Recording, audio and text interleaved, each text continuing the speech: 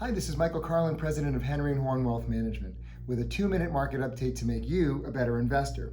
We get asked a lot, virtually every day now for the past couple of days, how should we interpret this war potentially that may or may not happen with Iran, and what does that mean for the stock market? What does that mean for us, and should we be worried about it? And the answer is, the first thing I want to make sure everyone is aware of is that, when you have conflict, it can change the market's perception of what's going to happen. And the biggest one would be with oil. Why is that a big deal? It's a big deal because the price of oil can affect a number of things. Number one is consumer spending. Well, how does that happen?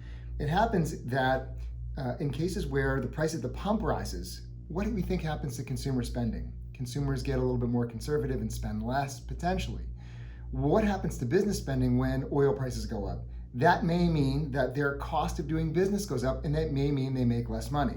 So all this conflict that we're happening, what we're really doing is we're watching the price of oil because we're worried about how that's going to affect businesses and how that's going to affect consumers, which in turn affects the market.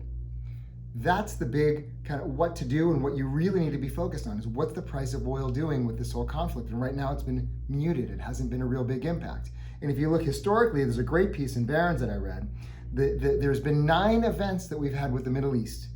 Suez Canal, 1956, oil embargo, 9/11, Iraq War. And in each case and in every situation, there's an original impact you feel in 3 months.